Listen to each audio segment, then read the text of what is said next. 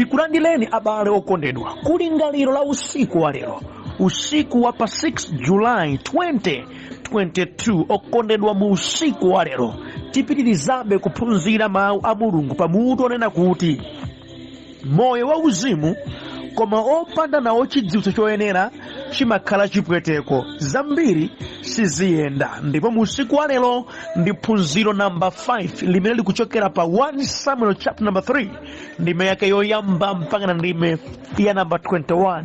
Mawu a Mulungu mchichewa cha lero akuti Samueli ankatumikira Yehova moyang'anidwa ndi Eli. Masiku amenewo mawu a Yehova sankamveka pafupipafupi, kuona zinthu m'masomphenya sikunkachitikanso kawirikawiri. Tsiku lina Eli, amene maso ake anali ofoka ndi kuti sankatha kuona bwino, anagona pa malo ake. Nthawiyi nkuti nyale ya Mulungu isanazimitsidwe. Samueli analigone mu nyumba ya Yehova kumene kunali bokosi la chipangano cha Mulungu. Yehova anayitana Samueli. Iye anayankha kuti wawa. Ndipo iyeyo anathamangira kwa Eli ndipo anati, ndabwera ndamva kuyitana. Koma Eli anati, ine sindinakuyitane, bwerera kagone. Ndipo iye anapita kukagona. Yehova anayitananso Samueli, ndipo Samueli anadzuka ndi kupita kwa Eli nati, ndabwera popeza ndamva mukundiyitana. Eli anati, mwana wanga, ine sindinakuyitane, bwerera kagone. Nthawiyi nkuti Samueli asanadziwe Yehova, ndipo mawu a Yehova nkuti asanaululidwe kwa iye. Yehova anayitananso Samueli kachitatu, ndipo Samueli anadzuka ndi kupita kwa Eli ndipo anati, ndabwera popeza mwandiyitana ndithu. Apo Eli anazindikira kuti Yehova ndiye ankayitana mnyamatayo. Tsono Eli anamuwuza Samueli kuti, pita ukagone, ndipo akakuyitananso ukanene kuti, yankhulani Yehova, pakuti mtumiki wanu ndikumvetsera. Choncho Samueli anapita ndi kukagona pamalo pake. Yehova anabwera ndi kuyima pomwepo ndi kuyitana monga nthawi zina zija, Samueli, Samueli. Ndipo Samueli anayankha, yankhulani, pakuti mtumiki wanu akumvetsera. Ndipo Yehova anati kwa Samueli, taona patsala pang'ono kuti chichitike chinthu china mu Israeli chimene chidzadabwitsa aliyense amene adzamve. Tsiku limenelo ndidzachitadi zonse zimene ndinayankhula zokhudza banja la Eli kuyambira poyamba mpaka pomaliza, pakuti ndinamudziwitsa kuti ine ndikhoza kulanga banja lake kwamuyaya chifukwa cha zoyipa zimene ana wake ankadziyipitsa nazo. Iye ankadziwa zimenezi koma osawaletsa. Chifukwa chake ndinalumbira kuti zoyipa zimene banja la Eli linandichita sidzafafanizidwa mpaka muyaya, ngakhale adzapereka nsembe kapena zopereka zina. Samueli anagona mpaka mmawa. Atadzuka anatsegula zitseko za nyumba ya Yehova. Iye anachita mantha kumuwuza Eli za masomphenya ake. Koma Eli anamuyitana nati, Samueli mwana wanga. Samueli anayankha kuti wawa. Tsono Eli anamufunsa kuti, Yehova wakuwuza chiyani? Usandibisire. Mulungu akulange ndithu ngati undibisira chilichonse cha zimene wakuwuza. Choncho Samueli anamuwuza zonse, sanambisire kalikonse. Ndipo Eli anati, iye ndi Yehova, mulekeni achite chimene chamukomera. Yehova anali ndi Samueli pamene amakula, ndipo zonse zimene ankayankhula zinkachitikadi. Ndipo Aisraeli onse kuyambira akudera la Dani mpaka ku Beeriseba anazindikira kuti Yehova analozadi chala pa Samueli kuti akhale mneneri wake. Yehova anapitiriza kuonekera ku Silo, ndipo kumeneko anadzulula yekha mwa Samueli mwa mawu ake. Amen. Okondedwa, mwa mawu a Mulungu amene tawerengawa titsogozedwa ndi kulingalira konena kuti kusadziwa kumamupangitsa munthu kuti avutike ndi zinthu zimene sanayenera kuvutika nazo. Ameni. Chinthu chakuti munthu sakuchidziwa mmene chimafunika kuti chichitikire, mmene chimafunika kuti chiyendere ndi kukhalira, munthu yokondedwa amatha kumasautsidwa mayankho ali chete.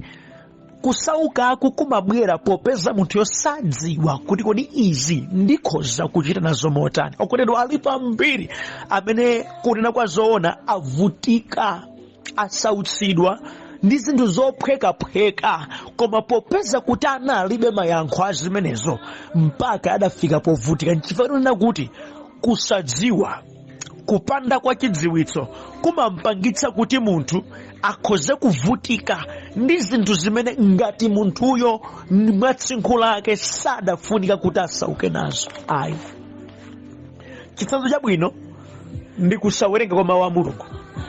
Pamene anthu ambiri sawerenga baibulo, sadziwa kuti Mulungu amalingalira motani ndipo maganizo achauta ngotani mu nyengo zosiyanasiyana, makapeza kuti anthu aja kufika polakwa ndi kusachita zinthu bwino, yeti mayankho alimo kale m'baibulo. Chosekesa chimakhala kuti muna baibulo amalika mchikomo mwawo tsiku ndi tsiku, amaligwira ndithu ndi kumasauka ku dziko kuno, ndi kumavutika, ndi kumafika nkuchita zinthu mpaka na zononganazo ntchito, zononganazo banja, zononganazo moyo, yeti mayankho amasautso awo alimo m'baibulo. Akadakhala kuti amawerenga ndi kuzidziwa, sakadafika polakwa, podzilakwira ndi pochita zambiri zolakwitsa chotere. Ayi, koma popeza kuti alibe chidziwitso, akufika pokasautsidwa ndi zinthu zimene iwo sadayenera kuti azisautsidwe nazo. Ayi, nambiri lokondedwa amene akuluza chuma kwambiri ndi zinthu zophwekaphweka ndithu, koma popeza kuti alibe chidziwitso amafika posauka nazo. Okondedwa, chidziwitso chikasowa anthu amakhala opulukira, sadziwa kuti kunja kulinji ndipo zinthu zikutani, ndipo iwo akhoza kumachita chiyani, sadziwa. Okondedwa, munthu akati chidziwitso cha mlaka chasowa, zimatheka ndithu munthuyo kumadziyenereza ngati kuti akukhoza, yeti ndithu akulakwa ndithu. Chitsanzo ndi timauti ina timene timamveka mwachichewachewa, koma no zinthuzo sizitchuka motero. Nditazindikira ine kunena kuti mawu ena amene tinkanena tili ang'onoang'ono kuti timalakwitsa, ndinadzimvera chisoni kuti ife timagundika kumakamba izizi ngati zenizeni, koma yeti timalakwitsa. Sports is a career. Ife mati sports Zakaria. Koma okondedwa kumagundika kumazinena kwa mpiri zedi kuti Zakaria, koma pakukula ndikuzindikira kuti amanena kuti is a career. Kodi timalakwa eti moti timagundika pa zinthu zonena kuti sizoona, kudali kulakwa kwathu. Umunso ndi mmene zimachitikiratu za uzimu. Munthu ukanena kuti wagwira china chake cholakwika kapena sudziwa china chake, umakhala wamakani nkumakakamira china chake kwa mpiri, yeti nkutheka chasowa mchidziwitso iweyo ukuzichita zinthu zomolakwika popeza suzidziwa. Zimatheka anthu kupulukira ndithu chifukwa chokana chidziwitso, osazindikira kuti izi zimatani apo zimatani, nkumangokhaliramo ndithu. Koma pakukhala kwawo amadzitenga ngati kuti iwo akukhoza ndipo zili bwino, koma yeti chidziwitso alibe. Nchifukwa chake mupeza ngakhale masiku ano anthu ambiri amaduduka kumakamba zinthu zimene sakuzidziwa, kuti ndale zikuyenda bwanji sazidziwa, koma amathovoka ndi kuyankhula zambiri ngati kuti iwo akuzimvetsetsa, zakuti zauzimu zapa zimatani ndi kuthovoka nazo kwambiri, koma yeti sakuzidziwa, sadawerengepo, sazimvetsetsa. Okondedwa, izi zimapanga anthu khala opulukira, osadziwa chenicheni chikuchita nchiyani. Pa utumiki okondedwa, chidziwitso chikasowa, kuchita zonse mphana ndi Mulungu sikukhala patali. Anthunso amasautsidwa pa zambuyezi chidziwitso chikati chasowa. Mawu a Mulungu amene tawerengawa ndi nthawi imene Samueli ali wachichepere, ali ku nyumba ya Yehova monga chowinda cha amayi wake, kuti ine mukadzandipatsa mwana wamwamuna ndidzamubweretsa kwa inu. Ndipo okondedwa, adakwanitsadi mayi wake ndi kukampereka ku nyumba ya Yehova. Samueli anali kukula kumeneko mnthawi imene Eli anali wamkulu oyang'ana nyumba ya Yehova, wansembe wamkulu, ndipo ana wake amachita zoyipa zambiri pamaso pa Yehova, koma Samueli anakhalabe mchisomo cha Mulungu. Amvetserani, Baibulo kuti mu nthawi imeneyo mawu a Yehova sankamveka kawirikawiri. Kuona zinthu m'masomphenya sikunkaonekaoneka, kunena kuti ndi nthawi imene chidziwitso cha pa Yehova chidali chosowa. Nyengo imene uchimo wakula, kuyankhula kwa Yehova sikumvekamveka, kulumikizana pakati pa munthu ndi Ambuye sikuchitikachitika. Ndi nyengo imene Samueli ankakula imeneyo, imene Eli ndi ana wake zauzimu zidayamba kuzolika. Ndiye Baibulo likuti mawu a Yehova sankamvekamveka, ndi kuona zinthu m'masomphenya sikunkaonekaoneka. Kamba kosowa kachidziwitso chimenecho okondedwa, itafika nthawi yakuti Mulungu ayankhulane ndi Samueli, Samueli kala munthu amene chidziwitso samachidziwa chokhudzana kuti Mulungu amayankhula bwanji, adavutika. Mulungu kumuyitana Samueli kukapita kwa Eli, akukapita kukola kuke chifukwa chani sanadziwe kuti zimayenda bwanji. Adakanena kuti zinkaonekaoneka zimenezi kuti ali kosavuta kuti Samueli aphunzire kuti Mulungu amayankhula chotere. Okondwa, chidziwitso chikasowa anthu amasautsidwa. Chifukwa cha kusowa kwa chidziwitso kuti Mulungu amayankhula bwanji, katatu konse Samueli atamva ndithu kuyankhula kwa Ambuye, iye amasokoneza voice ya Mulungu ndi voice ya Eli amasokoneza. Amanyamuka ndithu kupita kwa Eli, mwandiyitana kuti sindakuyitana, koma ndamva ndithu ine kuti munaka kundiyitana, wosadziwa kuti ndi Ambuye. Okondedwa, chidziwitso chikali chasowa, anthu amafika povutika ndi zinthu zimene sadafunika kuti avutike nazo. Ayi, chidziwitso chikasowa, zinthu zinali zophweka zimatengedwa ngati zovuta. Chidziwitso chikasowa, umapita kolakwika kosayenera kuti ukadapita. Ayi, zinthu zoti zidakachitika mosavuta zimatengedwa ngati zolimba chifukwa chasowa apa ndi chidziwitso. Zinamuchitikira Samueli kuyitanidwa ndi Ambuye iye kumati kwa Eli kangapo konse kuti akafike podziwa kuti ndi Ambuye uyuyu. Ngakhalenso Eli amene amangoti ndi mwana uyu, popeza nawonso zauzimu zatsikanso pansi, sadazindikire msanga. Koma atabwera kachitatu Eli akuti uyuyu akhoza kukhala Mulungu. Ukavomere ukanene kuti yankhulani Ambuye, kapolo wanu ali kumvetsera. Atamuza mawu amenewa ndi pamenetu Samueli amakamvetseradi kwa Ambuye. Nkale lonse samadziwa kuti Mulungu amayankhula chotani. Popeza samadziwa kuti Mulungu amayankhula chotani, ndi pamene iye amapita kolakwika. Kupanda kwa chidziwitso kumatha kumtengera munthu kolakwika, popeza sadadziwe zimatani. Alipo ena okondedwa amene adangoyamba kududuka ndi zautumiki osadziwa kuti zimatani, akuphochola akupita kolakwika. Sadafunika kuti aphochole, achavuta ndi chidziwitso. Ndekuti nthawi imeneyi Samueli akamaona mmene achina Eli akuchitira, amaganiza ngati kuti kuchita za Ambuyezo nkumeneko, osadziwa kuli gawo lina. Alipo ambiri okondedwa akufika pomavomereza zina kuti aha, izi zimachitika motere, izi zinde kuti moyo nchonchi, koma yeti si choncho, zikungochitika izizi popeza kuti chidziwitso choyenerera palibe. Ngaketu nkhani yamapembedzedweyi, wena akumati aha, tikuchitazi tikukhoza, kupembedza kotere kuti ukhoza, kusapota machimo kuti ukhoza, chifukwa kuti wokha sadadziwerengere mawu a Mulungu. Ndichifeke ndimakulimbikitsana abale okondedwa kuti mudziwerenga mawu a Mulungu. Mudati mudziwerenga mawu a Mulungu, zina zimene mwina simudamve kwena akulalikira, zina zimene simudamve mwina kuti kumpingo wanu zidanenedwa, mukazipeza zidokha nokha m'Baibulo, pamene mukaziona zinthu zinazi anthufe mwina timangozichitapo, koma chenicheni chimene ndidadziwerengera ndekha mawu a Mulungu chikunena ichi chinchofunika. Koma kupanda kwa chidziwitso kumavuta. Ndi muchapena Baibulo yankhula mawu kuti anthu anga akuonongeka chifukwa cha kusadziwa. Alipo tu ena akuomba migolo pa nkhani ya uzimu, akuomba migolo pa nkhani ya business, chifukwa chake nchakuti sakudziwa. Akuganiza ngati kuti moyo nchoncho zinthu zimatero, koma yeti si choncho ayi. Zikungochitika zinthuzo popeza chasowa ndi chidziwitso.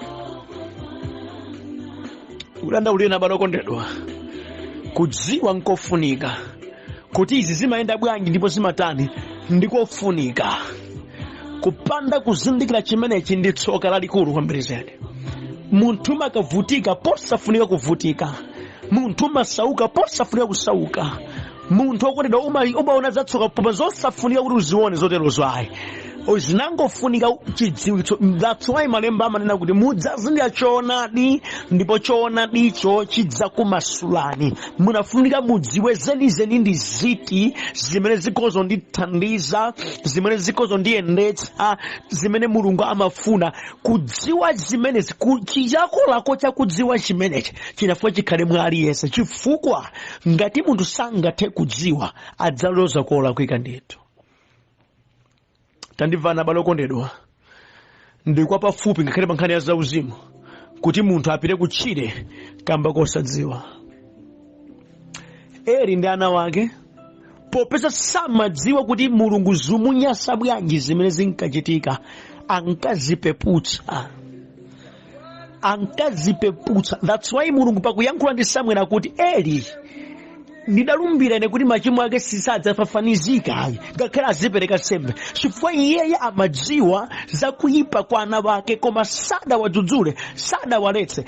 Eli amati ayi ndateremo mwina basi tere Mulungu amvetsetsa. Yeti Mulungu ali ndi ganizo lina. Kusadziwa kumene Eli adali nako pakukali wa mbuye pachoyipa chimene anakamachita kudampangitsa kuti adzipitirirabe. Akanati wadziwa kuti Mulungu zamuyimbira kwambiri mwina akadawaletsanso mokalipa, koma popeza sadazindikire zidamtengera ku mawu achiwonongeko mpaka na Mulungu ndikufikira kwa Samuel kumuwuza kuti Eli ndi muwononga ameneyi ndithu wandichita chinthu choyipa kwambiri.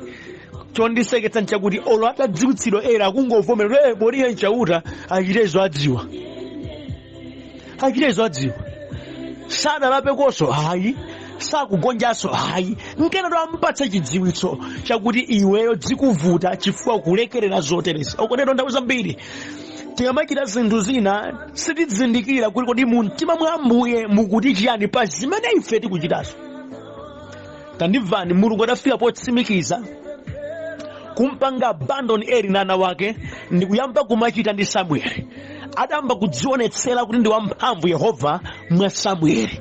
Kumlekeratu Eliyo kuti iwe ndakuleka, munthu osamva chidzudzulo, munthu osadziwa kuti ndimafuna ziti, munthu osagonjera kuzaine, pita ndidzakuononga iweyo nthawi yake kuwana. Koma ndiyamba kuchitanso zanga ndi mnyamata Samueli. Mulungu alibe kanso kondedwa. Amafuna anthu omudziwa ndi ompembedza iye ndi chidziwitso choyenera. Samueli ali wodzichepetsa maso pa Ambuye. Yehova adatsatana ndi ameneyo. Ndipo adamba kudziwula yekha Yehova mwa Samueli atamleka Eli. Okondedwa, ndimati ndikudandaulireni mu usiku wa lero kuti pa zochitika zonse za mawu a Yehova muzizichita ndi chidziwitso kuti musasautsidwe. Kana abwezi a Baibulo, kana abwezi a mapemphero, kuti moyo wanu ukhazikike pa chimenechi, kuti moyo wanu udzichita chimene Mulungu akufuna. Chifukwa ngati simutero siziyenda, ngati sizitero okondedwa mudzisautsika mu mdzikomu. Mayankho ali khale, alipo ambiri amene akudzadza m'matchalichi kufunafuna mayankho azina, yeti mayankho azimenezo ali kale m'Baibulo. Mukachita ulesi ndi kuwerenga malemba zina simuzidziwa ndipo mukhala ovutika nazo kwambiri kufika na mudzadzidziwe basi. Tikudandaulireni mu usiku wa lero, khala nabweza malemba, yendani mchitidwe cha Ambuye, chitani zimene Ambuye amafuna monga iye adanenera. Mukatero simudzasauka mu zochuluka. Talingani zimenezi mu usiku wa lero ndipo Ambuye akudalitseni kwambiri. Amen.